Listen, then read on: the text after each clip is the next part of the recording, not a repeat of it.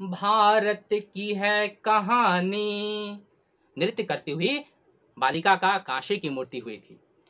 कांसे की मूर्ति का हड़प्पा सभ्यता कैसी सभ्यता थी? शहरी सभ्यता थी, अर्थात नगरीय सभ्यता थी। यहाँ से जो है हड़प्पा से जो है पुजारी का मूर्ति मिला था। किसका मूर्ति मिला था? ओहो भारत की है कहानी, सदियों से है पुरानी, है ज्ञान की ये गंगा, ऋषियों की अमर बानी। महाभारत महाभारत हो महाभारत।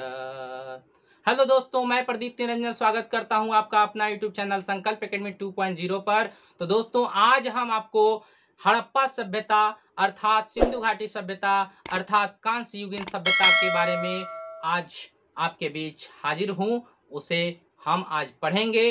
हड़प्पा सभ्यता जो कि हमारा सिंधु घाटी सभ्यता के नाम से जाना जाता है, इसे कांस्य युगीन सभ्यता के नाम से भी जानते हैं।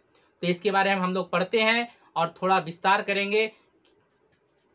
इसमें हम लोग सबसे पहले पढ़ेंगे कि सिंधु घाटी सभ्यता का विस्तार किस किस देशों में है, अर्थात किन किन देशों में है। तो सिंधु घाटी सभ्यता का विस्तार सर्वाधिक जो है वो है पाकिस्तान में। कहाँ है? सर्वाधिक पाकिस्तान में है। फिर कहाँ है? भारत में है। और कहाँ है? अफगानिस्तान में है। तो सर्वाधिक जो विस्तार है वो है कहाँ?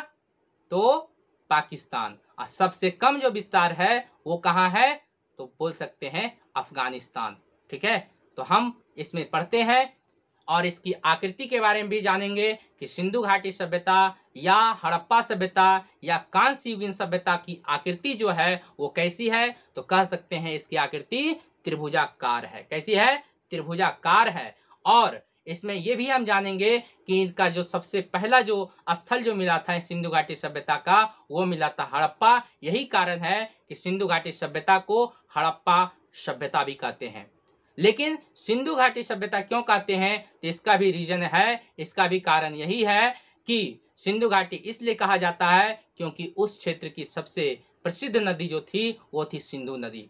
और ये भी हम लोग जानते हैं कि सिंधु नदी का उद्गम जो होती है कैलाश मानसरोवर से होती है। कहाँ से होती है? कैलाश मानसरोवर से होती है। और ये जाकर के अरब सागर में जाकर गिरती है। कहाँ गिरती है? अरब सागर में जाके गिरती है। और ये भी हम लोग जानते हैं कि सिंधु घाटी की सहायक नदियां भी है। सिंधु घाटी की सहायक नदियां कौन सी है?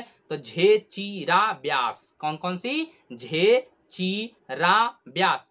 अर्थात झे फोर झेलम, ची फोर चिनाब, रा फोर राबी, स फोर सतलज और ब्यास फोर ब्यास। झेचीरा ब्यास ये जो है पांचों का पांचों नदियां जो है सिंधु घाटी की सहायक नदी है। एक नदी जो है वो अफगानिस्तान से आती है जिसका नाम है काबुल नदी, इसलिए हम लोग उसे भी हम लोग क्या कहते हैं? तो सिंधु घाटी की अर्थात सिंधु नदी की जो है सहायक नदी है। तो हम लोग चित्र के माध्यम से समझते हैं और उसमें देखेंगे कि सिंधु घाटी सभ्यता का जो स्थल था, पूरा क्षेत्र विस्तार जो था, उत्तर में कहाँ तक था, दक्षिण में कहाँ तक था, पूरब में कहाँ तक था, पश्चिम में कहाँ तक था।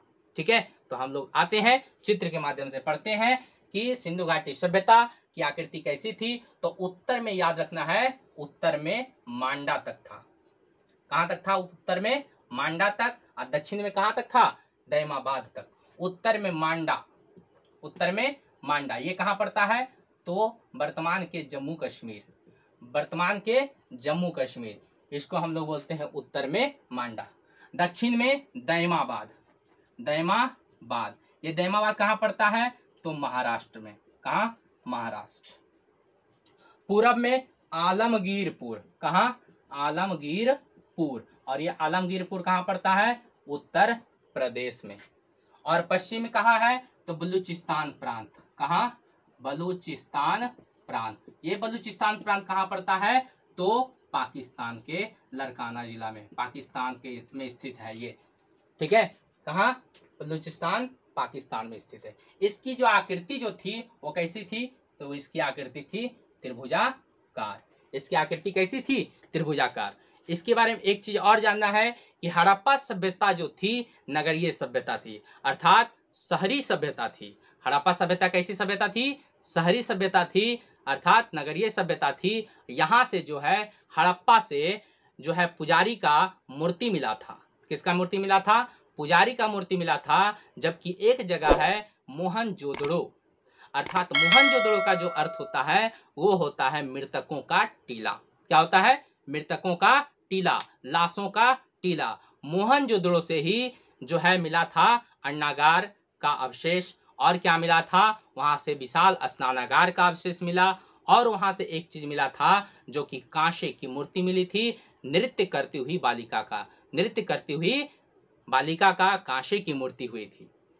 कांसे की मूर्ति का वहां से जो है अवशेष मिला था। इसलिए सिंधु घाटी सभ्यता को कांस्य युगीन सभ्यता कहा जाता है। क्योंकि कांस्य युगीन सभ्यता इसलिए कहते हैं, कांसा, तांबा और पीतल ये सब मिला करके जो है कांसा का निर्माण होता है, इसलिए कहते हैं उस समय जो है कांसा का निर्माण हुआ था। कांसा का क्या हुआ था? विकास हुआ था, निर्माण हुआ था। इसलिए इसको कहते हैं कांस्य युगीन सभ्यता। ठीक है, तो हम फिर नेक्स्ट वीडियो में मिलते हैं। ये तो पार्ट 1 था, अब मिलते हैं पार्ट 2 में। तो आप सभी जितने भी हमारे चैनल को फॉलो करते हैं, ज़्यादा से ज़्यादा वीडियो को शेयर कर दीजिएगा और लाइक शेयर कमेंट कर हमें बताएं कि हम हिस्ट्री का सीरीज चलाएंगे। उसका जो हर एक टॉपिक का, हर एक चैप्टर का जो है लेक्चर 1, लेक्चर 2, लेक्चर 3 इस तरह करके एंड सो ऑन करके हम आपके बीच